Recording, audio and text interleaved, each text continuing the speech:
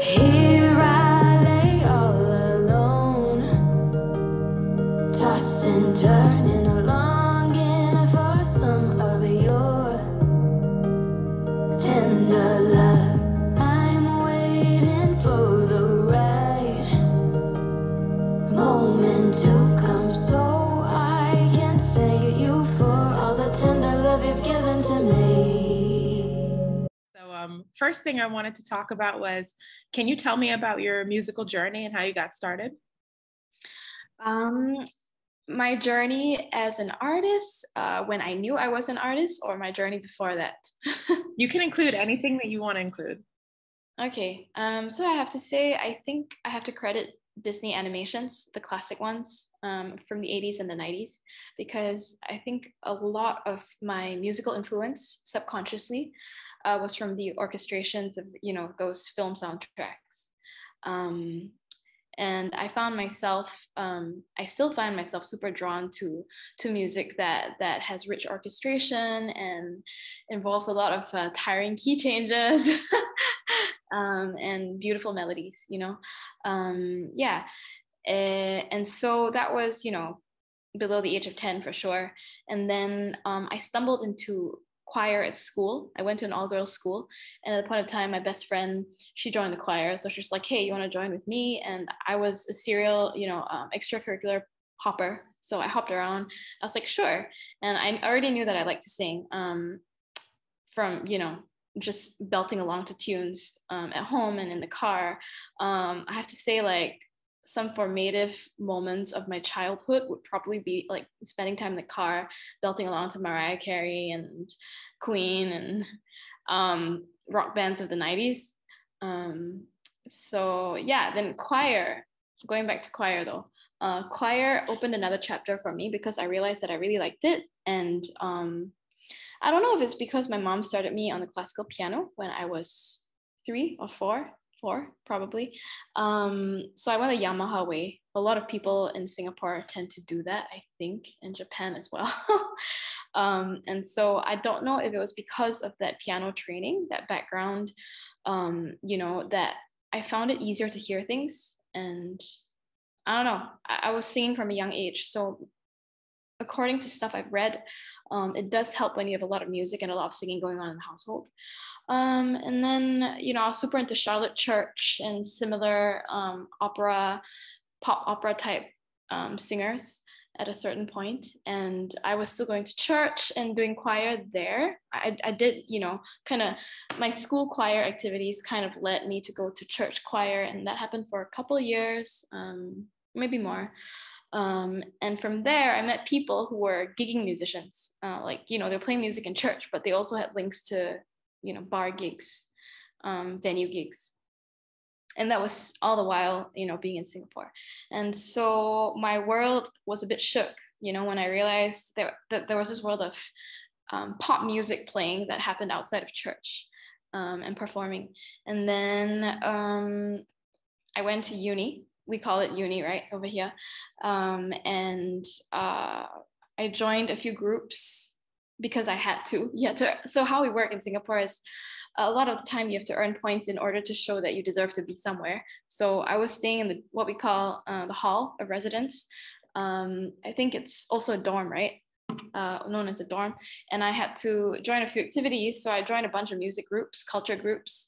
I discovered, the joys of singing a cappella. I joined a rock pop outfit. And in one summer, we got hired. It was our first time ever hired as a band called the Latecomers because we're always late. And that was fun. I think that was my first proper entire, stretch of time together with a group of people, hanging out, playing music, and getting paid for it. I think it was around 18, 19 maybe? Yeah, 19 or 20, something like that. And I stumbled upon jazz around this time as well because, I'm always very greedy. I still am. It's something I'm trying to calm myself down a little bit about, because now I get tired faster, age and everything. I blame everything on age, but yeah, so where was I? Yeah, jazz band. I discovered jazz world was again shook for the second time. I was just like, oh my God, I didn't realize that Ella Fitzgerald and Louis Armstrong were actually jazz, because they were one of the other albums that I grew up listening to all the time, you know, in the backdrop in the household. And so I realized that I naturally could hear lines, and I could naturally, well, pick it up relatively quickly. Improvising was scary at first, but then I found out about this school when I was finishing my first degree in uni. It was the very last semester, actually, that I decided to audition for Berklee College of Music, because I found out that a friend that I knew in Singapore had disappeared from the scene. And I was just like, I wonder where this dude has gone. And then I found out later that he was at Berklee. And so I went to do some research, and I was just like, oh my God, this is cool. I have an itch to scratch, because I'm lucky to say that I'm in a position where my parents encouraged me, and we had the means to. And so one thing led to another. The main thing was convincing them that I should even apply. I graduated my first degree and then found out that I got accepted, sat in the car and cried.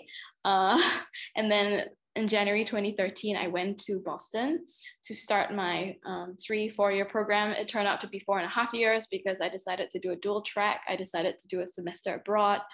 And I graduated at the end of 2016. And then I was catapulted into the world of hustling as an indie artist. And I have to say, it's taught me a lot. It's definitely salted me well, because I moved to New York shortly after graduating. So it was about half a year that I, was finding my feet and deciding what moves I should make. And then I moved to New York, stayed there for a year.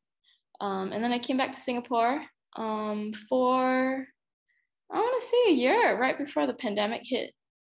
Yeah. So in a way, I think my visa got denied, right? It was still the previous reign, if reign is the right word for it. Of the orange. So then I think it all worked out in a way that I could not have anticipated, because, COVID has been scary and frustrating and weird and not fun for a lot of us. And I'm happy to say that I was home for it, because as a citizen, it's so much easier to get access to everything, and over here at home, employment is something I don't even have to worry about, because I'm a citizen. And I really felt that I was in the position of the other and the alien, because that's essentially what we would call when I was, in the States. Not that I didn't love my time there. I feel like it helped me really discover myself, and revealed, bits of myself to me that I didn't even realize were there. But it also broke my heart when I had to leave. So I was just like, well, you elevated me so much, and then now I'm going home. So it's really quite dynamically contrasting ends of the pole.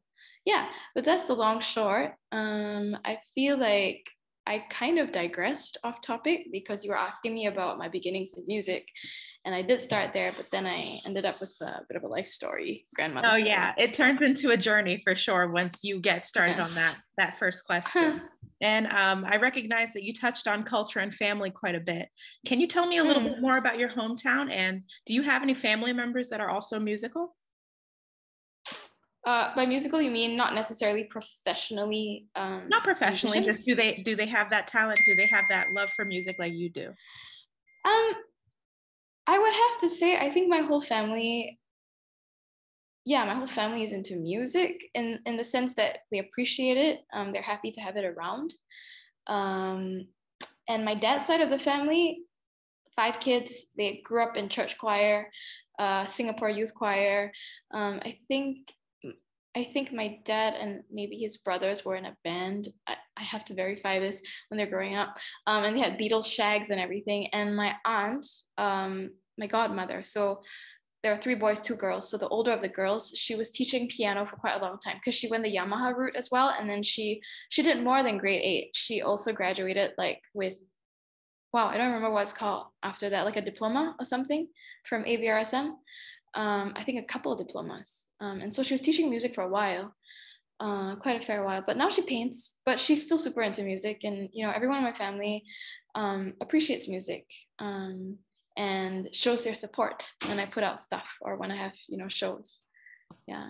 That's very cool. That's very cool. Yeah. We love when a family is supportive and can help you build on your creativity versus, you know, stifle it or try to change it in any way. Yeah. Yeah. I have to say, like, I think it's unusual because my dad's side of the family is a bit more creative than most families you would find around Singapore. A lot of people do practical things like engineering, computer science, blah, blah, blah. But, you know, there's people who paint, there's people who do illustration, there's people who do film, and there's me, my dad's side. So yeah, it's not all that common, I think, in Singapore. Yeah, I love Sorry, that. I interrupted you. No, you're fine. What I wanted to sort of move into now that we've spoken about like your upbringing and how much love that you have for the craft of music, you went so far as to study it, which a lot of people don't get the opportunity to do or don't even take the time to do. But I wanted to know sort of over time, like where do you get your inspiration from and who are your musical influences? And feel free to give some old and some new. Okay, so you want me to refer to figures, yeah? Yeah, it can be people, it can be, you know, things that inspire you to create. Like a lot of the time when I speak to artists, they say, you know, I love to go into a big open space outside and that's how I write or something like that. Yeah. So you can go people, you can go environment, you can go ideas, whatever you want. Cool. Awesome. I wish I could say I'd love to go into a big open space, but that's a bit difficult to find here because I don't know how much you know about, you know, the landscape here, but it's a lot of high rise. It's basically a concrete jungle. I find that different landscaping inspires me differently though. So like, you know, being here as opposed to being in the countryside, not in Singapore, of course, like, or being at a beach, you know, being on the road actually is quite inspiring because you have time with your mind. You have time to think as you commute or whatever it is to your destination. And even just being in a new place is inspiring. I recently was in Germany, actually, which, you know, I told you about, I think, because, you know, I fell sick after coming back, still getting out of that. So traveling definitely inspires me because I see things, I see the street life, I am exposed to different ways of living and culture, which are refreshing to me. And then everyday interactions, I don't know, I see an old couple holding hands, I see, you know, a toddler waddling around out, like, you know, with his mom watching nearby holding the stroller. Nature definitely inspires me. I know this is probably a bit cliche, but yeah, I definitely take walks and think about stuff. And then, you know, it's evergreen here, so it's green all year round. Sun rises at 7 in the morning, sets at 7 at night, 365 days of the year. It's great, you know, to take a walk and just be surrounded by green and you know, feel inspired by the wind rustling the leaves of the trees, or I don't know, just seeing people out walking as well. The rolling, you know, landscape of the tiny hills that we have in Singapore, but it is very, very green. It's also urban landscaping, but yeah, it's very nice on the eyes. What else? My own experiences. I mean, it's another cliche, but definitely heartbreak and pain inspire a lot of good stuff. Yeah, not to say that if you're happy you cannot write well, but you know, yeah, it does help to catalyze certain things that otherwise wouldn't occur as quickly or if at all. Yeah. And also, you know, the people that I hang out with, sometimes they'll say something, they'll be like, wait, stop, rewind, say that again, you know. Yeah, and then I'll catch a song seed. It can come from so many different places. Your influences can draw from, you know, pain or happiness or family, friends. There's so many different ways you can go with that. Definitely the bathroom, always. Yeah, you know, when you're in the shower, just, you know, having all that space to yourself. Yeah. Feeling definitely. Nice. Yeah. Definitely. Thank you for that. Yeah, of course. So the next thing I wanted to go into was, you know, for Multi-Young Records, you know, they bridge the gap between the classics and bring it to the new age, and using emerging artists as, you know, sort of the vessel. So I wanted to know, how did you get connected with For Multi-Young? That's a great question. I I don't even know how long ago it was by now, because it feels like I've been, talking to you guys for a fair amount of time. And also because COVID probably has, compressed time or done weird things to our perception of time in a way. But I do believe there is a platform called Sound Better that I am registered on. And am I allowed to say his name? James?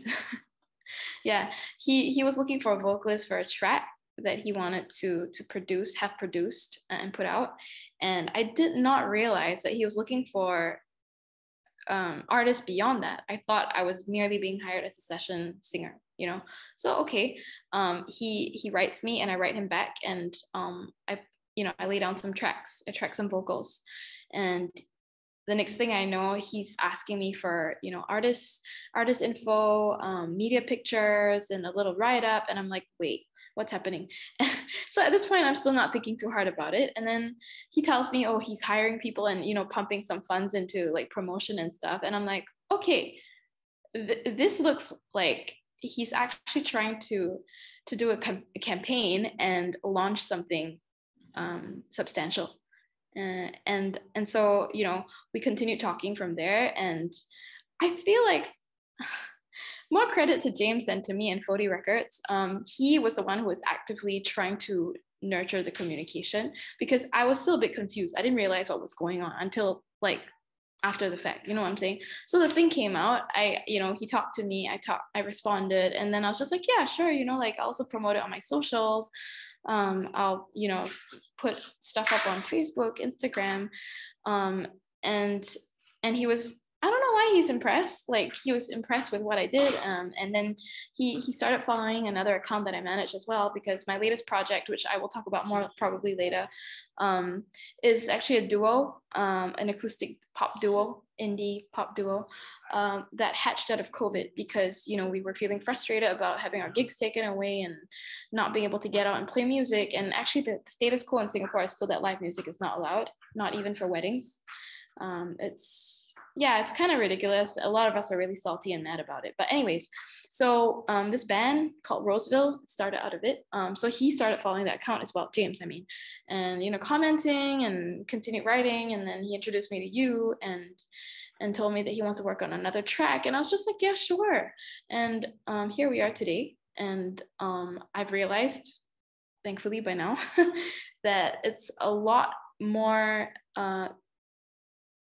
to what I thought initially was a singing session, a session hire. So yeah, I have to thank Sound Better, I guess, for that, because I've made some pretty cool tracks and met some pretty cool, music producers and rappers, etc., songwriters. But I feel like this is the first time it's gone beyond Sound Better for me into more of a relationship. You know what I'm saying? Yeah, Definitely. where the entity is actually trying to get personal and invest more in me, and that feels nice. At the same time, I have to be honest, like, you guys are so far away, and I know how far away it is, because I had to make that flight all the time when I was doing my degree abroad. At the same time, like, it's so nice. This is one of the perks of technology, right? That we can link up like this, and we can find each other on the digital platform, the digital space, and co-create, and talk about, more meaningful things to come. Yeah, Definitely. I think to your point that COVID, as bad as it was, there were some positives, meaning, we could open ourselves up to people that normally we were limited by, like our region or anything like that. It's just opened up the connection so much. And now we're able to talk to virtually anyone in the world. And it's such a powerful tool to be able to connect that way, because you just build so many relationships. So that's awesome. Yeah, absolutely. Speaking of the label, tell me about your feelings for the song that you created through From Old to Young, Tender Love. What does it mean to you? Wow, it's what does it mean to me? It's a very sweet, retro styled, I feel, baby making tune, honestly. Like, straight up, that's what it is, right? It's about somebody serenading somebody else and telling them, hey, I am bathed in your love, and I'm floored by the extent of the emotion that I feel for you. Marveling, I guess. The persona is marveling at the great affection and love that is felt for his lover. I guess it's a he because it's a guy originally, but now it's a girl because of me. But yeah, it's just being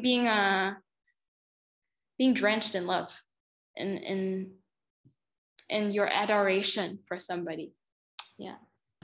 I love that. Yeah. And the message came through so clear in the way you interpreted the song. Really, really love that track. Just wanted to say again how much I love your style and your voice. Thank you. I'm like semi-ashamed to say that I actually never heard of the band MD Force until James introduced that track to me. So then I went to check out more of their stuff after that. And yeah, it's definitely a vibe that I like. Because they probably inspire people like Boys to Men and everything. Yeah. Absolutely. It's always good to be able to reflect and go back to basics when you're learning music, because a lot of these things are cyclical, and certain styles always come back. That more 90s pleading, passionate sound that Genuine crafted, it's coming back. Certain things that people have developed. So it's cool to see the cycle of music and how it continues to evolve even back to how it used to be. Yeah. Although now I feel like, with the production game having been stepped up so much and things having gone into trap and electronic, we've lost a little bit of soul. And so like, James Fody Records wanting to put out material like MD Force covers, I think it's really nice. It's like you said, it's cyclical, so it's like refreshing in a way, just because I think what a lot of us are lacking right now is like the human element, because we have so vastly digitized, because of COVID, and things definitely developed in terms of technology, but then studies have shown that it's not the same as seeing somebody face to face and having a human handshake or a hug or whatever. So that's going a bit like off topic, but the whole point is, I think we lack the human touch. We lack the human element in a lot of things now, because with electronic production, everything can be made to be so perfect and robotic that it's nice to hear, old school stuff that isn't all that perfect.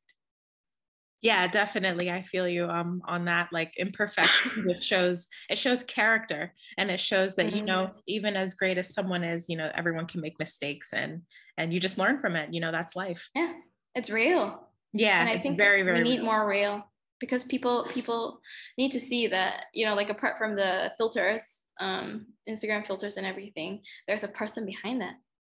Yeah. Exactly. Yeah. So the last thing I wanted to end on was just I wanted to know, like, what's next for you? Like, tell me your future plans. Are you going on tour? Tell me about some of your goals. Well, and definitely not tour in Singapore, because music is not happening here. But I'm very hopeful that, with travel lanes opening up, we've got a few vaccination travel arrangements with, several countries now, that I will be able to reach out and play some shows overseas. Hopefully, decently paid gigs that I can score. I would love to travel back to the States at some point in 2022, but I am not getting excited about anything right now. I actually do want to book a So Far Sound show or two. I don't know if you've heard of that, So Far Sounds. It's a global platform for original artist showcases, I should say. And in the States, it's a pretty big thing. People, like artists, actually do get hired and paid for the shows in the UK and some parts of Europe as well, I think. So I've managed to play a few shows that way, around Asia, as well as in the States, and connected with cool people, of course, from the locale. It was really, really neat, because, they didn't know me, they didn't know my songs, but because of the teams that are planted in these cities, I managed to find musicians who were down to play my stuff. So I'm hoping to be able to do that a little bit in a few cities next year. I don't even care if it's, necessarily paid or paid well. Like, I think as long as I'm not losing money, it's okay with me, because at this point I'm not, can I like use, words like poop other than poop? Yes. Can I say shit? Okay. Yeah. So like, I'm not big shit or anything, right? So like for me, I'm more about connecting with people with my music, and then I feel like whatever follows. I never started doing music, and most people who start doing music and are still stuck with music post-COVID, you know that they didn't sign up for it because they wanted fame or big bucks, right? Like it's because we're a hardy breed, and we truly like the craft. We find meaning in it. So yeah, I want to connect with people through my music, but I definitely want to put out new stuff. There's stuff that I've been sitting on for way too long. 2020 was actually the year of collaboration for me. I did write my own things, but then a lot of it, I don't know why I'm sitting on it, honestly. A lot of things came up. I was working on different single projects with, various collaborators, one in Bahrain even, a couple in the States, and then talking to some musician friends in Nepal. Yeah, and so I just managed to allow myself to not touch it. And also I think because when it's your own stuff, you're a lot more protective and perfectionistic about it and critical about it. So it's got to be a certain way, and you keep waiting and waiting and waiting. But the truth is you don't get stuff done by waiting for, perfection, or allowing that ideal side of you to take over all the time. I think it's more of doing, and then it's an iterative process, right? You do and then you refine, but you need to carve out time. And I don't know, I've been super busy lately. I've been teaching a lot. I teach voice, and I also lecture music business modules at a local college back home. There aren't a lot, so it's not super impressive actually. And then I also picked up a virtual events entertainment role, you could say, with a company that I find a lot of joy working with and for.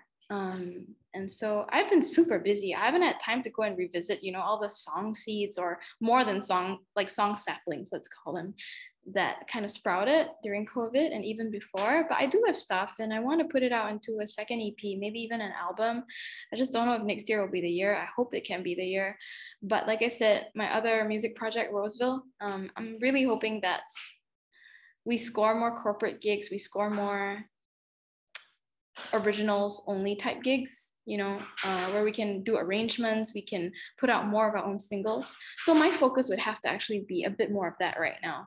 My music profile, my account is still very much there, but it's like a pause button has been hit as far as originals go.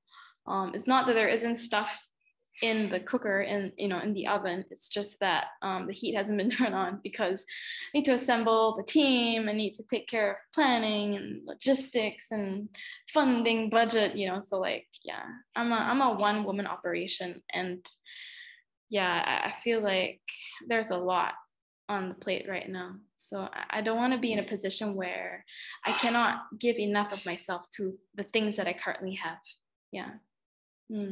I know that's probably not a super impressive answer in terms of career trajectory, for like artists, but it's what it is, and it's where I am now. No, not at all. And to your point, every artist's journey is different, and it's not so much about the journey, it's about the destination, and you're working toward, where you want to be, and, moving through the process the best way you know how. And that's all you can do, really. As we spoke about earlier in this interview, we're all imperfect, and we're all trying to find the best way to get to our ultimate destination and goal, whatever that may be. So I really, and sometimes it changes. Yeah. Sometimes the destination and the goals change as well, because you change, I think. Yes. And you have to sort of pivot along with it and just roll with the punches. Definitely. Yeah. So that was basically all I had for you. I wanted to thank you so much for being so open and available to speak. And I'm looking forward to what else you're developing, with Fody and without. Thank you so much for the time. I really appreciated it. No, my absolute pleasure. Thank you for making the time, even though, you had to wake up super crazy early. And even though there's a lot of confusion with time difference, 13 hours is no small number. Yes. I am still jet lagging. I am still in German time right now. I'm awake now. But it's crazy, right? The world is one planet of a few. Yeah, there's quite a few in the solar system, but then within the world, there's still how many time zones?